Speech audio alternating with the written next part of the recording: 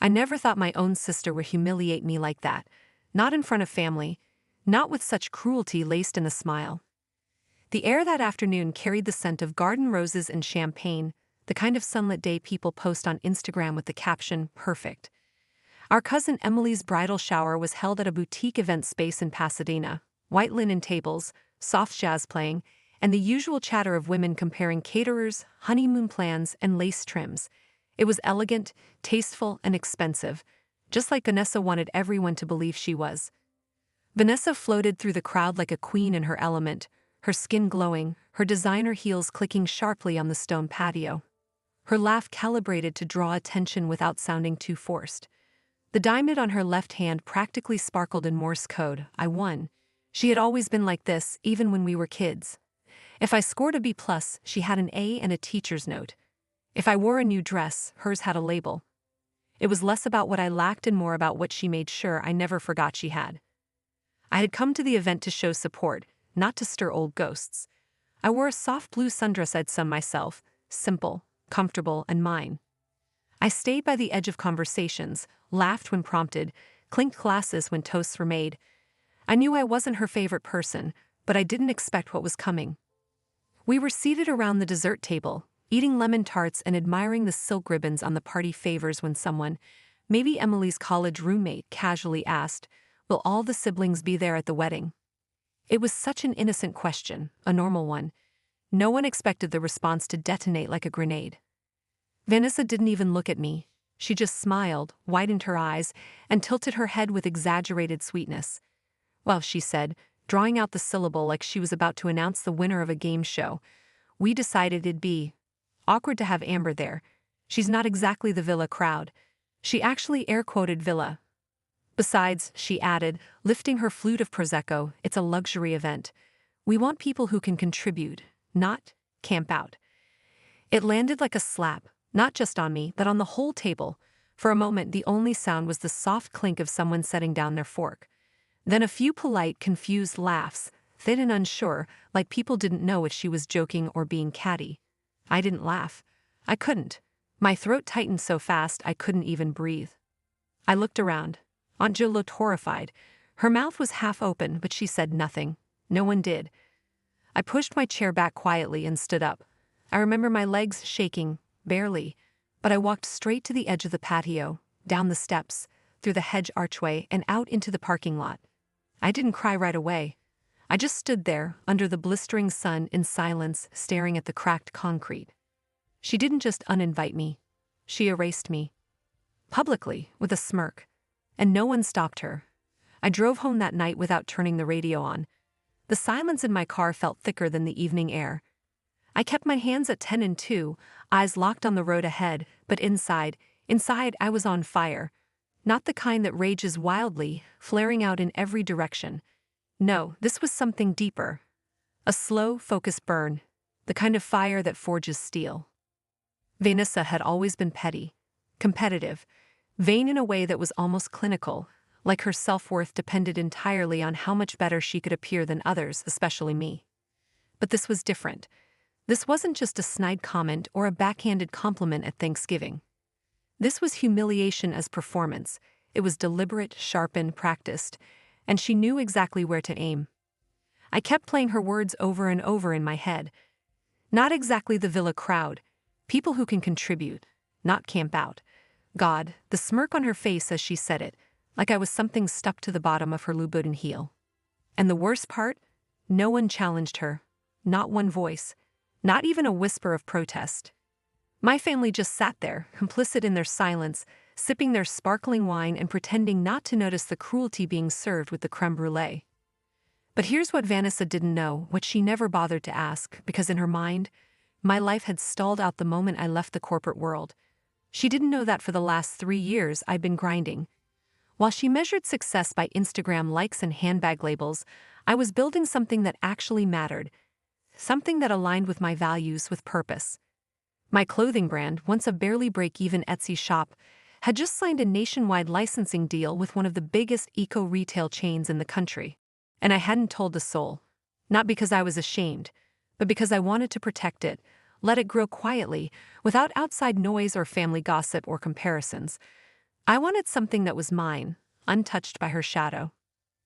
So when she called me poor, when she implied I'd show up to her wedding like some freeloading embarrassment, it didn't sting because it was true.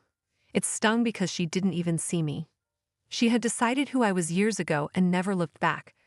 Her world didn't allow for evolution. In her eyes, I was still the girl with the second-hand jeans and art projects instead of a career. That's what twisted in my chest the most, not just the insult but the dismissal. I could have called her, corrected her, sent her a screenshot of my bank balance, but I didn't want to be vindicated through validation. I didn't want back in. Not like that. Not by crawling or proving. No, I didn't need her apology. I needed a reckoning. Not loud, not messy. Calculated. Precise. Surgical. I didn't know how yet, but I knew this much. She was going to regret every smug word, and I was going to make sure of it. It started with a simple Google search. I typed in the name of the estate Vanessa had chosen for her wedding, Cypress Ridge Vineyards, just outside Santa Barbara. The kind of venue you see in bridal magazines with weathered stone walls, manicured olive trees, and sunsets that look like they were painted by God himself. It was exactly the kind of place Vanessa would pick, opulent, exclusive, and drenched in quiet luxury. But what caught my attention wasn't the property itself, it was the map. Zoomed out, the aerial view revealed something unexpected. Tucked just across the narrow cypress line drive was another estate, slightly smaller, but nearly identical in architecture. A twin. Curious, I clicked through the listing. Same developer. Same date availability. It even had a separate entrance, hidden from view but still close enough to feel like an echo. For a long moment, I just stared at the screen. And then it clicked. Not in anger, not in impulse, but in something colder, cleaner. A sense of calm swept over me, the kind that comes when the pieces of the puzzle fall into place and the picture they form is something more perfect than you could have imagined. I didn't flinch. I didn't hesitate. I made the call. The property manager picked up. I told him I was looking to rent the entire estate for a private event. I didn't flinch when he named the price. My voice didn't waver when I said I'd pay the deposit that same day. I think he was surprised by how quickly I moved, but I wasn't. Because this wasn't about revenge. It was about balance. I didn't want to ruin Vanessa's wedding. I wanted to remind her that for every pedestal she built for herself, there was solid ground beneath it, where the rest of us stood, watching, remembering. I secured the villa for the full weekend, Friday through Sunday. Then I got to work. I hired a chef who specialized in organic, farm-to-table cuisine, someone who didn't just cook, but curated experiences. I brought in a jazz quartet that played warm, soulful sets under string lights. I hired bartenders, a valet crew, a local florist who filled the space with wild eucalyptus and white peonies. Nothing over the top, just elegant, effortless, and intentional. And then, quietly, I started making calls. Not to everyone.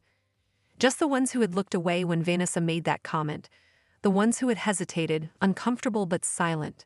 The ones who, deep down, knew what she did was wrong, but said nothing because she was the bride. I invited them to join me the night before the wedding, for drinks, for dinner, for conversation. No speeches, no confrontations. Just a celebration of the people who knew how to treat others with dignity. What I didn't expect was how many said yes. And not just out of politeness. There was something else in their voices when they replied. Relief. Gratitude. As if they'd been waiting for someone to say what no one had the courage to voice, that cruelty dressed in couture was still cruelty. That wealth didn't grant moral immunity. Turns out, Vanessa had miscalculated. She thought power came from hosting the biggest party. She forgot that character still mattered. And the villa next door. It was about to become the quiet correction to her loud performance. The sun rose clear and bright that morning, spilling over the rolling hills of Santa Barbara like a golden omen. It was the kind of weather every bride prays for, sky unmarred by clouds, a breeze soft enough to kiss veils into motion, but not strong enough to tangle them. Vanessa must have looked in the mirror and seen perfection, her $12,000 gown cascading like liquid ivory, her makeup a masterclass in precision, her hair swept up in a way that screamed editorial rather than matrimonial. And for a while, I imagine, she believed the day would unfold exactly as she'd orchestrated. What she didn't hear, at least not at first, was the shift. Not in the weather, but in the air. Next door, my villa was already humming with life. The chefs had begun their prep before sunrise: herb-roasted peaches, fresh sourdough brushed with olive oil, champagne flutes filled with blood-orange mimosas. The quartet tuned their instruments on the back patio as the early guests filtered in, drawn not by extravagance, but by something rarer: warmth, laughter, authenticity.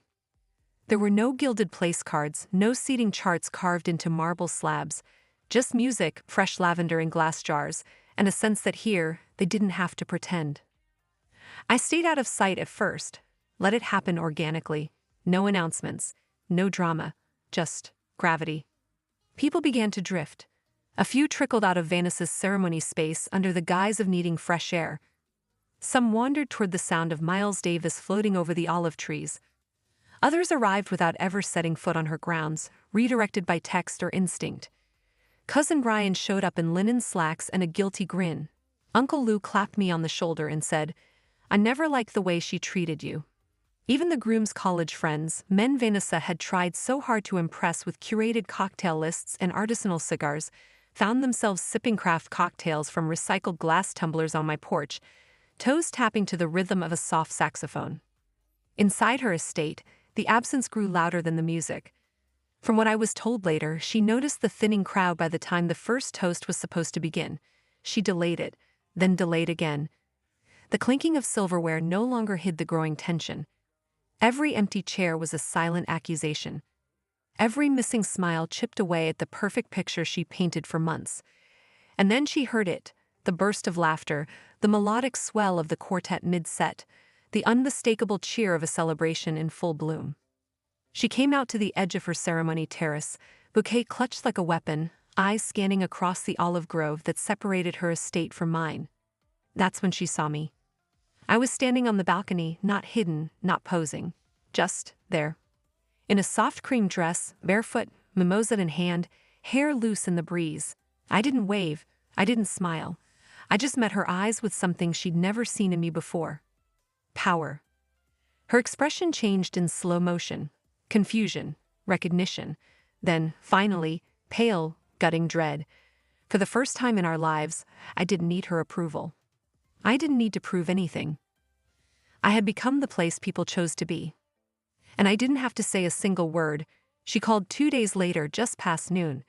Her name lit up on my screen like a warning. For a second, I considered letting it ring out, watching it blink and vanish unanswered. But curiosity, or perhaps something deeper, older, made me press accept. Her voice came through soft, too soft, like it had been rehearsed in front of a mirror. "Amber," she said, pausing just long enough to signal discomfort, "I wish you'd just told me you were coming into money. We could have figured something out." Figured something out. The phrase curled in my ear like smoke, empty and evasive. It wasn't an apology. Not really. It was Vanessa's speak for. Had I known you weren't poor anymore, I might have treated you like a person. I didn't get angry. I didn't cry. I laughed. Not a bitter laugh, not mocking, just honest. A clean exhale of everything I no longer carried. "Vanessa," I said, my voice calm and unwavering, "I never needed to prove anything to you. But thank you, really, for reminding me who I am." And then I said nothing else. I didn't hang up. I let the silence bloom between us, the kind that isn't filled with awkwardness but with truth. A silence that lingers, echoing down every hallway where unspoken things have lived too long. She didn't fill it. She couldn't. Because for once, she had nothing to say that mattered. She hasn't called again. Not a text. Not a "how have you been" masked in politeness. Just distance, complete and deliberate. And that's okay. Because the difference now is, I don't feel the urge to close the gap. Not out of resentment, not out of pride, simply because I've outgrown the need for her approval. I used to measure myself in the shadows of people like Vanessa, loud, polished, performative, women who equated value with status, who mistook presence for power. But I've built something far richer, something rooted. A life where success isn't defined by how many people clap when you walk into a room, but by whether you can sleep peacefully at night knowing you didn't have to become cruel to feel significant. The villa wasn't a flex. It wasn't a statement piece. It was a canvas, and I painted myself back into the picture she tried to crop me out of. Not out of revenge, not to win. But because I refused to disappear. I refused to be edited out of my own family, my own worth, my own story. And in the end, that weekend wasn't about champagne or jazz or who stood where. It was about reclaiming the narrative. My narrative. She will go on probably, curating her life like a glossy magazine spread, but I'll go on too, messy, real, and whole. The kind of whole that doesn't need applause to echo. I didn't just rent that villa. I reclaimed my space, I bought back my power. And that was worth far more than any price tag ever printed.